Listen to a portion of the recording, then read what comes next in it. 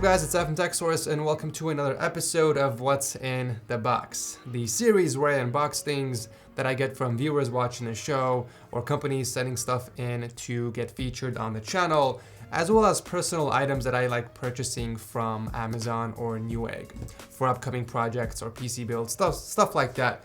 But anyways, with that said, let's go ahead and dive right in. And yes, as you guys noticed, I do have a new haircut, which you are probably grilling me in the comment section. Let me know what your feedback is. If you guys enjoy or you like my previous haircut, let me know what your thoughts are in the comments. What is this packaging? Oh, this is cable mod. Why isn't it labeled cable mod on the box? These are the cables I'm gonna be using for my personal build. This was actually the only piece that I was waiting to start my build. So of course I ordered some RGB strips on here, but look at these cables, guys. Oh my god. White and red with the white aluminum cable combs, guys. This is gonna look sick. Oh, I love that fresh cable smell. But yeah, guys, I got a bunch of cables in here. My god, I don't even know how many I ordered from Cable Mod. I had to go with the best of the best out there. Obviously, this is going in my personal build, so I reached out to the guys at Cable Mod. I'm like, please hook me up with some of your dope cables, because I'm a huge fan of what they're doing right now with the quality of their cables. They're adding these aluminum cable combs, and it just makes the cable look so amazing. I also picked up some SATA cables in red, of course, to match the scheme, and I even picked up an AIO sleeving kit. As I mentioned in the previous video, I'm gonna be doing an air-cooled version of the PC first. That's what this is for the AIO cooler that I'm using from Deepcool, if it even fits. I ordered it just in case. And afterwards, I'm gonna take it apart and then convert it into a custom water-cooled PC, which is gonna be fun. More content for you guys, and I get to compare the differences between an air-cooled PC and a water-cooled PC using the same parts. Oh, I also picked up some red thumb screws, just in case. I don't know, maybe I'll use it, maybe I won't, but all right, next up is from oh, this one's MSI, because obviously their brand name is on there, MicroStar International. For those of you that don't know what MSI stands for, yep, I called it. This is the motherboard I'm actually going to be using in my build.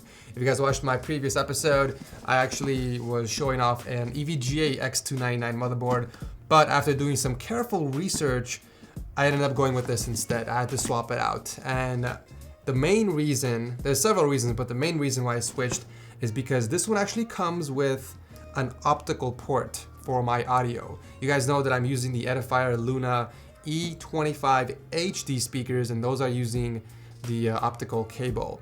And EVGA X299 unfortunately does not have that. So it also has two M.2 slots, which is huge because I'm going to be combining two 512GB M.2 SSDs from Samsung into RAID 0 for some incredible speed. So, but yeah, overall, I'm very glad I made the switch because this is my personal PC and I want to put the best of the best in there.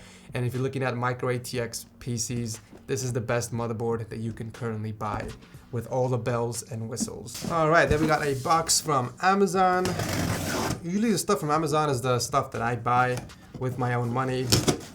I order so many things that I just completely forget the stuff that I order. Okay, that makes sense. This isn't really tech, and it's not sponsored, but I was running low on trash bags, so I ordered trash bags. I also picked up two ND filters for my Panasonic GH5, and the main reason is because we're gonna start shooting more videos outdoors, and these ND filters are gonna help out a ton. Another package from Amazon. Let's see what this one is.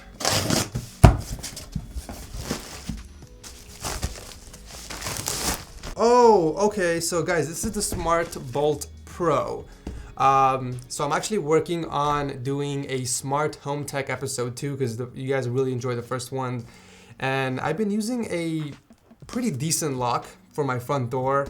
You have to put in a code to unlock it, but I can't access it via smartphone. I want it to be completely wireless, and I want to be able to unlock it or lock it using my smartphone, and that's what this is. I looked everywhere on the internet to find something similar like this, and this is the closest I can find to something that's fully wireless. And I'm kind of skeptical because it looks like a new product and it doesn't have that many reviews on there. In fact, the reviews itself are mixed. Some of them are positive, some of them are negative, but I decided to pick it up anyway so I can try it out this next few weeks. And if it's good enough, if I like the quality of it and it's actually working, I'm gonna feature it in that episode. If not, it's not gonna show up and you guys will know. Last but not least, we have this long box from Corsair. Wonder what they're sending me. As expected, I was gonna guess keyboard just because of the shape. And it is. Indeed, it is a keyboard. But not just any keyboard, their brand new K68 RGB full-size keyboard. This is using the Cherry MX Red switches. It's got a detachable palm rest, which is included. Dust and spill resistant, very straightforward. Let's pop this open and check it out real quick.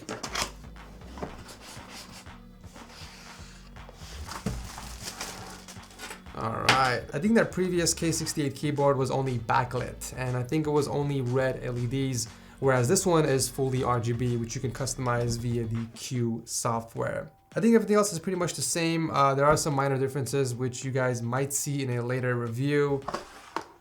There is no BIOS switch in the front or a USB pass-through, but what it does have are dedicated Windows media buttons. You got your volume control up top here with the pause, play, and skip track down here. Oh, and they only have one USB cable this time. That is actually very welcomed. I hate having keyboards with two USBs, which occupy two ports on the back of your PC.